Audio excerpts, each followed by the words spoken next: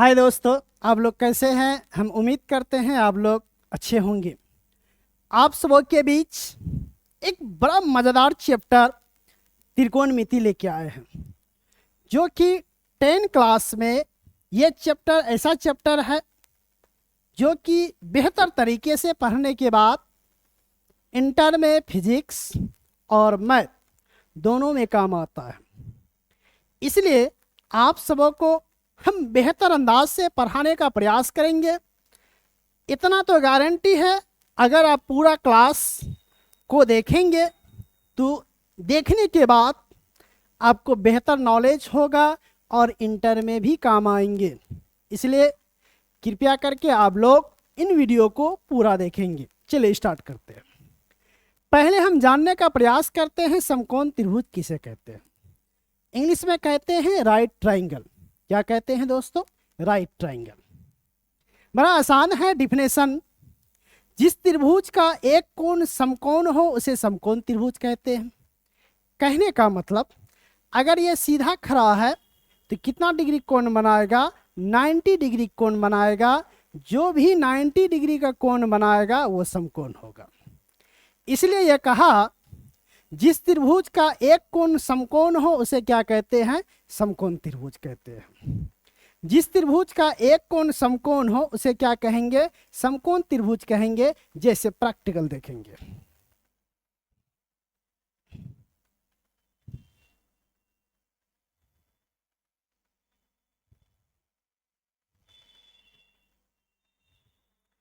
थोड़ा सा ध्यान देंगे। हम बोले जिस त्रिभुज का एक कोण समकोण हो उसे क्या कहेंगे? समकोण त्रिभुज कहेंगे।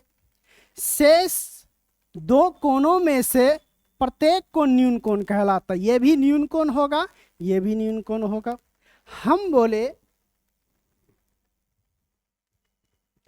हम ये कहें जिस त्रिभुज का एक कोण समकोण हो उसे समकोण त्रिभुज कहेंगे। शेष दो कोणों में से प्रत्येक कोण क्या कहलाता है? न्यून कोण कहलाता है। और ये दोनों न्यून कोणों का योग कितना होगा? 180 डिग्री होगा। इसलिए ये दोनों कोणों का योग कितना हो जाएगा? 90 डिग्री होगा। कितना होगा? 90 डिग्री। इन दोनों कोण मिला के 90 डिग्री और ये 90 डिग्री, टोटल तीनों कोण मिला के ये कितना हो जाएगा? 180। क्योंकि त्रिभुज का गुण है दोस्तों कि तीनों कोण मिल के 180 डिग्री होता है। तो हम क्या कहें? फिर से एक बार रिप्लाई सुनिएगा। जिस त्रिभुज का एक कोण समकोण हो उसे क्या कहेंगे? समकोण त्रिभुज कहेंगे। उसे क्या कहेंगे? समकोण त्रिभुज। शेष दो कोणों में से प्रत्येक क्या होगा? न्यून कोण होगा। और इन दोनों न्यून कोणों का योग कितना डिग्री होता है? 90 डिग्री होता है। क्लियर? इसी बात को हम यहाँ पे समझाए हैं, विस्तार से ध्यान दीजिएगा। यहाँ हम समझाए हैं समकोण त्रिभुज किसे कहते हैं। इंग्लिश में कहते हैं राइट ट्राइंगल। ठीक है। डिफिनेशन है, जिस त्रिभुज का एक कोण समकोण हो उसे समकोण त्रिभुज कहते हैं। क्या बोले हम? जिस त्रिभुज का एक कोण समकोण हो उसे क्या कहते हैं? समकोण त्रिभुज कहते हैं। और आगे देखिएगा, अभी हम जो समझाए वहां पे हम लिखे हैं समकोण त्रिभुज में एक कोण समकोण, समकोण त्रिभुज में एक कोण समकोण और शेष दो कोणों में से प्रत्येक न्यून कोण होता है। अभी हमने बताए जो समकोण त्रिभुज में एक कोण समकोण होगा तो वो समकोण होगा। शेष ये दोनों जो है प्रत्येक को न्यून कोण होता है, वही बोले। और शेष दो कोणों में से प्रत्येक न्यून कोण होता है। क्लियर? और अभी जो बोले हम, दोनों न्यून कोणों का योग 90 डिग्री होता है, वही लिखे समकोण त्रिभुज के दोनों न्यून कोणों का योग 90 डिग्री होता है। तो अभी हम क्या सीखे? जिस त्रिभुज का एक कोण समकोण हो उसे क्या कहेंगे? समकोण त्रिभुज। शेष ये दोनों कोण को क्या कहेंगे? न्यून कोण कहेंगे। और ये दोनों न्यून कोणों का योग कितना होगा? 90 होगा। ये सिर्फ हम समकोण त्रिभुज के विषय में जाने। अब हम उनको जानने का प्रयास करते हैं जिससे मेरा एक्सरसाइज बनेगा। ये तो एक परिचय क्लास था। अगला देखेंगे। इनको दोस्तों आप जो है लिख लेंगे फेयर कॉपी में, ठीक है। अगला हम चलते हैं। अगला कर्ण के विषय में जानते हैं। अगला किसके विषय में जानते हैं हम? कर्ण के बारे में। कर्ण को इंग्लिश में कहते हैं हाइपोटेनियस। कर्ण को इंग्लिश में क्या कहते हैं? कर्ण को इंग्लिश में कहते हैं हाइपोटेनियस। किसे कहते हैं? तो हम यहाँ लिखे हैं समकोण त्रिभुज में 90 के सामने की भुजा कर्ण कहलाती है। हम क्या लिखे? समकोण त्रिभुज में, समकोण देखो ये समकोण त्रिभुज है, यहाँ देखो ये समकोण त्रिभुज है ए बी सी, एक को 90 डिग्री समकोण त्रिभुज है।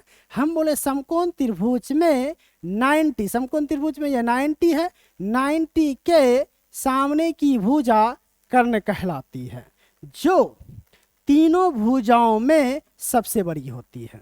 हम क्या बोले? समकोण त्रिभुज में, इनको समझेंगे थोड़ा।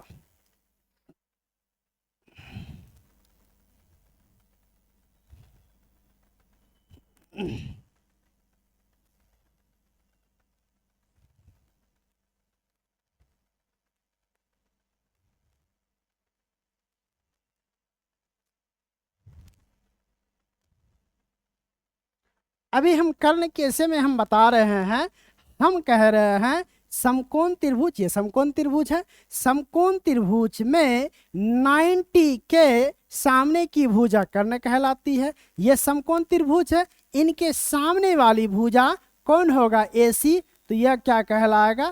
कर्ण, ठीक है। फिर उसी तरह हम लंब के विषय में बताएंगे। कर्ण के विषय में जानिए, समकोण त्रिभुज में 90 के सामने की भुजा कर्ण कहलाती है। अब लंब के विषय में जानेंगे तो किसी समकोण त्रिभुज में किसी न्यून कोण, एक सवाल उठा, किसी न्यून कोण काहे बोल रहे हैं हम? इसलिए कह रहे हैं चाहे न्यून कोण ये हो सकता है, चाहे ये हो सकता है।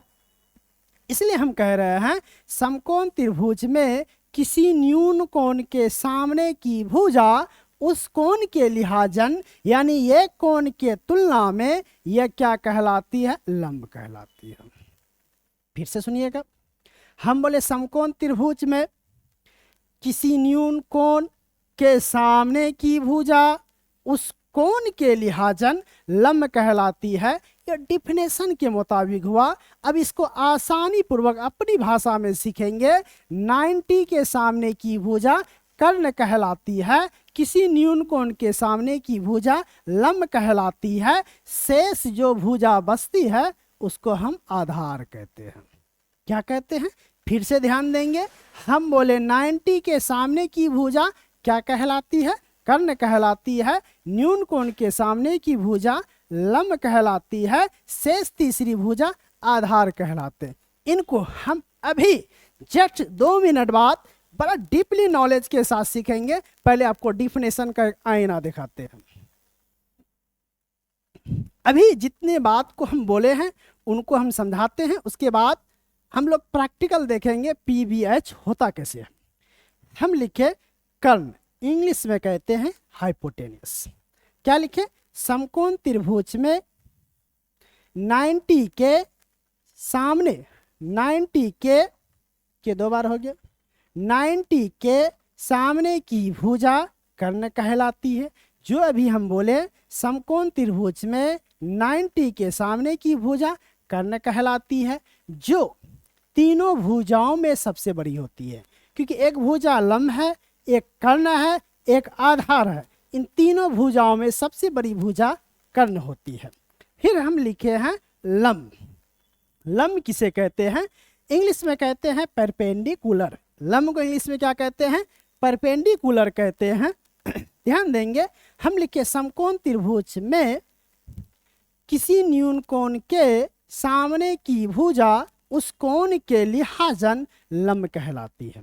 कहने का मतलब किसी न्यून कोण, चाहे न्यून कोण ये हो सकता है, चाहे न्यून कोण ये हो सकता है। तो फिलहाल अभी हम ये लिए हैं, तो ये न्यून कोण के सामने की भुजा क्या कहलाएगी? लंब कहलाएगी। फिर हम लिखे हैं शेष तीसरी भुजा आधार कहलाती है। जो बसता है उनको आधार कहते हैं। अब ये तो डिफिनेशन हुआ, डिफिनेशन के आधार से समझाए। अब दोस्तों आपको इस अंदाज से समझाते हैं जो डिफिनेशन से कोई लेना देना नहीं, शॉर्ट में सीखते हैं। चलिए ध्यान दीजिए।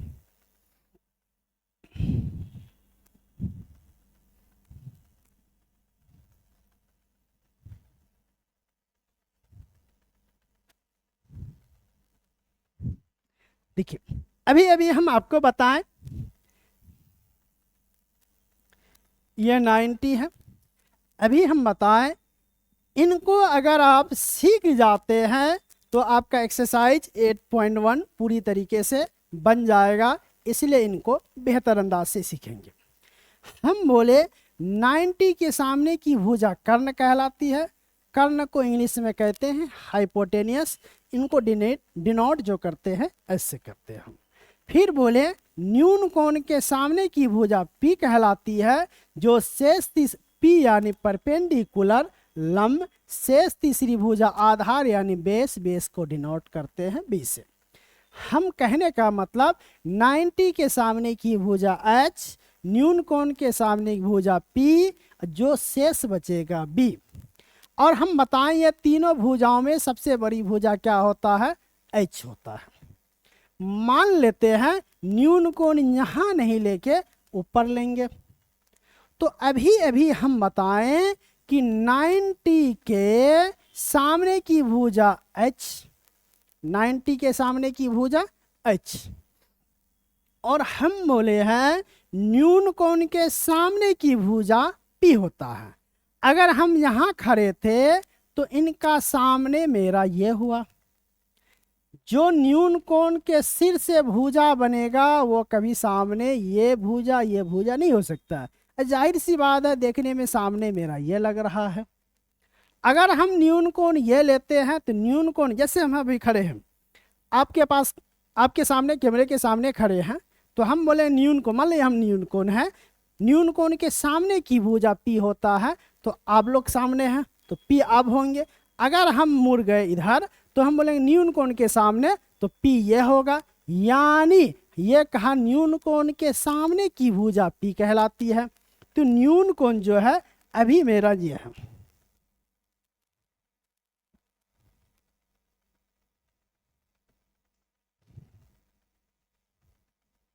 सुनिए, तो न्यून कोण ये है, न्यून कोण के सामने की भुजा दिखिएगा ये है, तो ये पी। इससे एक चीज हम नोटिस कर रहे हैं, ये पता चल रहा है न्यून कोण यहाँ ले या यहाँ ले, एच नहीं बदलेगा। इसका मतलब पी पकड़ में आ जाएगा, एच फाइनल है, पी पकड़ में आ जाएगा, तो बी बोलेगा सर ये मेरे लिए छोड़ दीजिए आप। इसका मतलब केवल पी पकड़ में आ गया तो पी बी एच तीनों हो गया। चलिए इसको देखते हैं, थोड़ा सा चेंज किए हम, थोड़ा सा हम चेंज किए हैं। ये 90 है, हम बोले 90 के सामने की भुजा क्या कहलाती है? कर्ण। तो ये 90 है, सामने देखिए ये है ना, सामने ये है, तो ये क्या होगा? कर्ण। फिर हम क्या कहें, न्यून कोण के सामने की भुजा पी, न्यून कोण ये है ना, तो सामने देखिए ये दिख रहा है, सामने देखिए ये दिख रहा है ना, तो ये पी। जब पी पकड़ में आ गया, एच फाइनल है, तो बी कहेगा सर मेरे लिए ये छोड़ दीजिए। इससे एक चीज ये पता चला, केवल हमको पी पकड़ने सीखना, क्या सीखना है? पी। तो 90 के सामने की भुजा ये एच होगा, न्यून कोण के सामने की भुजा ये पी होगा, ये क्या हो जाएगा? बी हो जाएगा।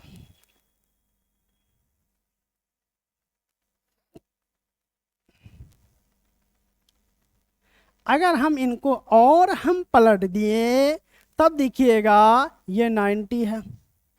क्या है? 90 है। हम बोले 90 के सामने की भुजा एच होता है, तो ये 90 है, 90 के सामने की भुजा एच कौन हो गया? B C. पी कौन होगा? तो न्यून कोण के सामने की भुजा पी कौन है? ए सी, तो ये बी हो गया। हम आशा करते हैं आप सबों को ये PBH तीनों पकड़ में आ गया होगा। और एक चीज़ हम अभी बोले, PBH इन तीनों में सबसे बड़ी भुजा होता है H। सबसे बड़ी भुजा क्या होता है? H। और अगला हम देखेंगे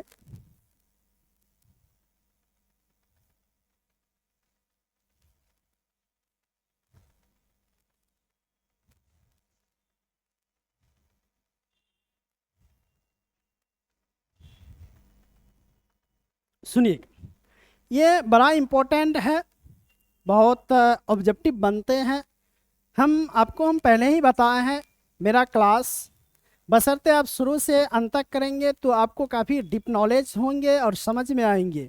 क्योंकि हम कटिहार में कम से कम 13 साल से मैथ पढ़ा रहे हैं। 13 साल का हमको अनुभव है और कटिहार में कई सालों से बच्चों को मैथ पढ़ाते हैं। तो मेरे क्लास में ऑफलाइन में मैथ 100 में 100, 95, 96 इस प्रकार के आते हैं। इंशाल्लाह आप लोग भी पूरा क्लास पढ़ेंगे तो आपके भी अच्छे नंबर आएंगे और आपके मैथ में परिवर्तन आएंगे, आपके सोच बदलेंगे। इसलिए आप सबों से रिक्वेस्ट है, पूरी तरीके से इनको बेहतर अंदाज से पढ़ें और अपने दोस्तों को शेयर करें और सब्सक्राइब लाइक करना ना भूलें, ताकि आप सब्सक्राइब लाइक करेंगे एक हमको हिम्मत मिलेगा और आप सबों तक हम पढ़ाई को पहुंचा सकते हैं। ठीक है, चलिए आगे देखते हैं। अगला है त्रिकोणमिति निष्पत्तियां निम्नलिखित 6। त्रिकोणमिति निष्पत्तियां निम्नलिखित कितने हैं? 6। कौन कौन है? Sine, cos, tan, cot, sec, cosec. त्रिकोणमिति निष्पत्तियां कितने हैं? 6। कौन कौन है? साइन, कौन कौन है? Sine, cos, tan, cot, sec, cosec. त्रिकोणमिति निष्पत्तियां निम्नलिखित कितने हैं? 6 हैं। अगला, ये बहुत ज़्यादा इंपॉर्टेंट ऑब्जेक्टिव है। साइन का शॉर्ट फॉर्म साइन, यानी यही साइन का full name sine, SINE, sine, यानी साइन का शॉर्ट फॉर्म साइन। कोस का फुल नेम कोसाइन, यानी कोसाइन का शॉर्ट फॉर्म कोस। हम लोग इतना ही बस सुने हैं या जानते हैं कोस, तो भाई कोस का फुल नेम क्या है? कोसाइन। जानते हैं टेन, तो टेन का फुल नेम भाई क्या होता है? टेंजेंट। इसलिए हम बोले टेंजेंट का शॉर्ट फॉर्म टेन। टेंजेंट का शॉर्ट फॉर्म क्या होता है? कोट। कहने का मतलब कोट का फुल नेम कोटेंजेंट, सेक का फुल नेम सेकंड, कोसेक का फुल नेम कोसेकंड। देखिए, याद करने का आपको टेक्निक बताते हैं। अगर आपको साइन याद है, अगर आपको साइन याद है, सिर्फ को लगा दीजिए तो कोसाइन। साइन याद है, को लगा दीजिए कोसाइन। टेंजेंट याद है, को लगा दीजिए कोटेंजेंट। सेकंड याद है, को लगा दीजिए कोसेकंड। फिर से चलिए ट्राई करते हैं, सबको ध्यान से देखेंगे। साइन का फुल नेम साइन, कोस का फुल नेम कोसाइन, टेन का फुल नेम टेंजेंट, कोट का फुल नेम कोटेंजेंट, सेक का फुल नेम सेकंड, कोसेक का फुल नेम कोसेकंड। अब इनको क्या करेंगे? नोट कर लेंगे, फिर कॉपी में नोट करने के बाद इनको याद करेंगे। ठीक है, याद करेंगे। अब अगला आपको टॉपिक हम बताते हैं। अगला टॉपिक है ये, ध्यान दीजिएगा। अगला आपका टॉपिक है पाइथागोरस सूत्र। क्या है? पाइथागोरस सूत्र। दोस्तों, आप पढ़े हैं, ये प्रूव करेंगे हम लोग थ्योरम में, त्रिभुज चैप्टर में, कर्ण स्क्वायर बराबर लंब स्क्वायर जोड़ आधार स्क्वायर। क्या प्रूव करेंगे? कर्ण स्क्वायर बराबर लंब स्क्वायर जोड़ आधार स्क्वायर। इसलिए हम कर्ण को ये स्क्वायर बराबर के उधर भेजते हैं तो रूट आ जाते हैं, जो है लंब स्क्वायर जोड़ आधार स्क्वायर। यानी कर्ण स्क्वायर का फॉर्मूला हुआ लंब स्क्वायर जोड़ आधार स्क्वायर। कर्ण स्क्वायर का फॉर्मूला क्या हुआ? लंब स्क्वायर जोड़ आधार स्क्वायर। अगर कर्ण बोलेंगे ये स्क्वायर इधर आएगा, रूट होगा जो है उसी पे चढ़ जाएगा। उसी तरह अगर आपको लंब बोलेगा, आपको अभी अभी हम बोले कर्ण लंब आधार तीनों में सबसे बड़ी भुजा कर्ण होती है, इसलिए कर्ण लंब बोलेगा तो रूट अंडर कर्ण में आधार घट जाएगा, अगर आधार बोलेगा तो रूट अंडर कर्ण में लंब घट जाएगा। इसी को हम सांकेतिक रूप में इधर से लिखे हैं, हम लिखे h बराबर root under p square plus p square. अगर p पूछेगा तो root under h square minus b square, b पूछेगा root under h square minus p square. इनको हम याद करने का आपको टेक्निक बताते हैं, ध्यान दीजिएगा याद करने का टेक्निक। भुज आपका 3 है पी बी एच, अगर आपको h पूछेगा, h बड़ी भुजा है तो root under p square plus b square, ये तो आसान है। अगर आपको मान लेते p पूछेगा तो आप क्या कीजिएगा, h में b को घटाइए, देखिए p है ना, h में b को घटाएंगे। अगर मान लेते b पूछता है तो h में p को घटाएंगे। देखिए p पूछा या b पूछा, दोनों शर्त में घटा किससे है, h से है, इसलिए याद करना आसान है। p पूछेगा तो root under h square minus b square, b पूछेगा तो root under h square minus b square. p पूछे या b पूछे, घटाना किस में है, h में है, इसलिए मेरे ख्याल से डाउट नहीं होना चाहिए, आराम से आप याद कर सकते हैं। ठीक है, अगला हम टॉपिक देखते हैं।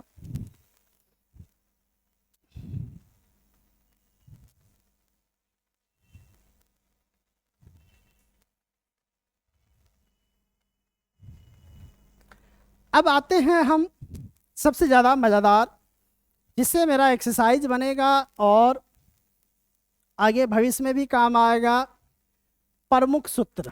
प्रमुख सूत्र को इंग्लिश में कहते हैं इम्पोर्टेंट फार्मूला।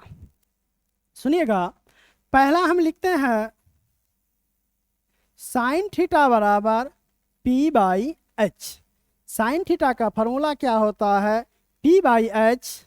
उसी तरह आपको कोस थीटा बोलेगा तो क्या लिखेंगे, B by H.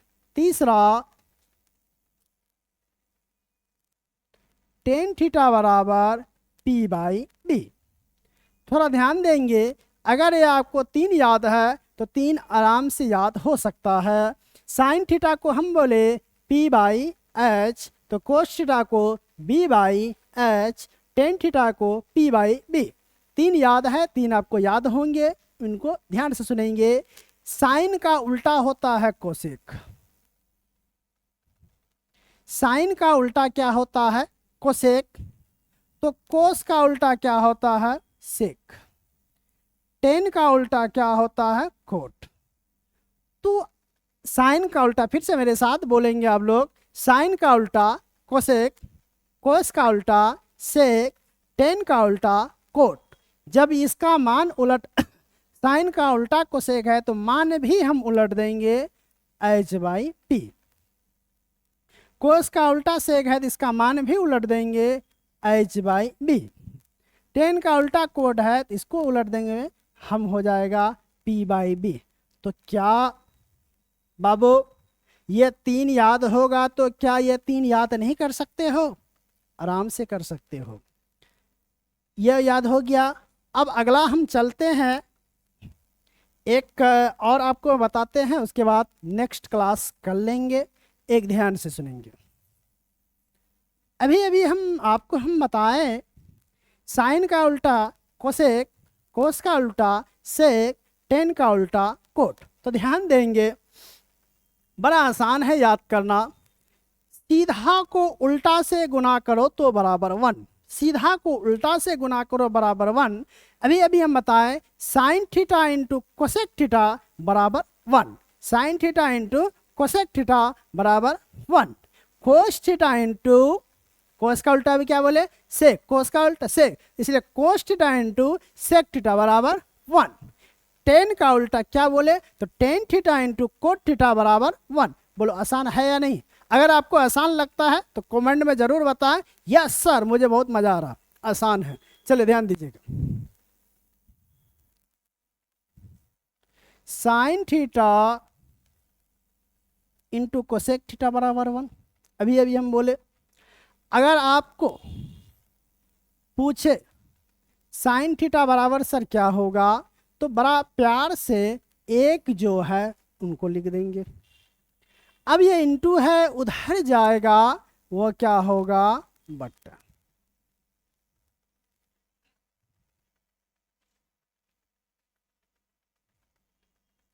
Cosec theta बोलेगा तो 1 है 1 लिख देंगे, ये इंटू है ना, उधर जाएगा तो क्या होगा, बट्टा।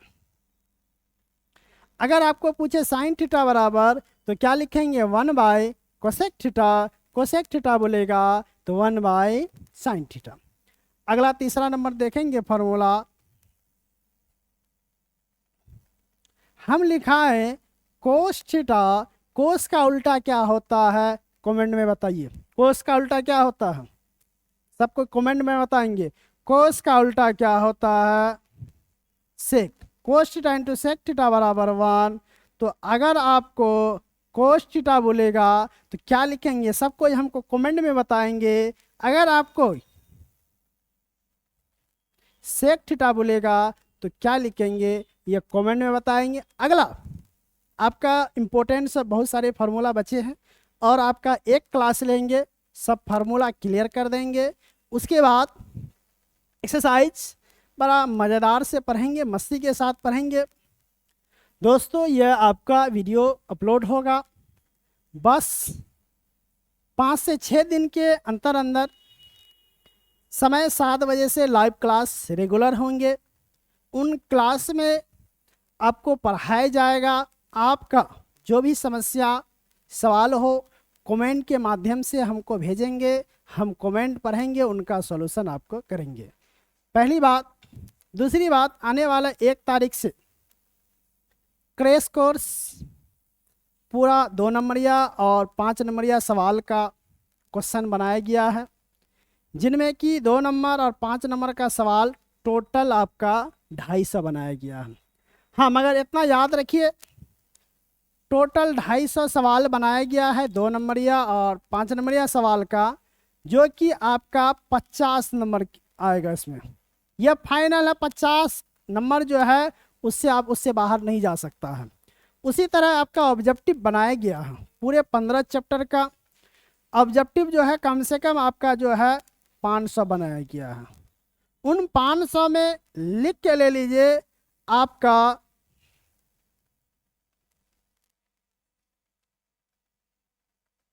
ये 500 जो हम ये आपका 250 जो बनाए हैं सब्जेक्टिव बनाए हैं, सब्जेक्टिव बनाए हैं, सब्जेक्टिव बनाए हैं। और ये 500 जो है हम ऑब्जेक्टिव क्वेश्चन बनाए हैं, जिनमें से ये 50 सवाल आएंगे। अगर आप ये 250 500 पूरा पढ़ लेते हैं तो आपका 100 नंबर का तैयारी हो जाएगा। ये लिख के ले लीजिए, 100 नंबर का तैयारी हो जाएगा कम समय में, क्योंकि हमको कई साल का अनुभव है, एक्सपीरियंस है कि कौन क्वेश्चन कहाँ से पूछते हैं। ऑफलाइन क्लास मेरा कई सालों से चलता है, इसलिए एक्सपीरियंस है। वो 1 तारीख से PDF आपको जो हमको व्हाट्सअप करेंगे उनको व्हाट्सअप में PDF भेज दिया जाएगा। बाकी लाइव क्लास पर डे पढ़ेंगे, उनसे पढ़ सकते हैं। बाकी नोट्स पूरे PDF 1 तारीख से व्हाट्सअप कर दिया जाएगा। आज का क्लास इतना ही। सब कोई इन क्लास को शेयर करेंगे, सब्सक्राइब करेंगे और लाइक करना ना भूले। धन्यवाद। जय हिंद।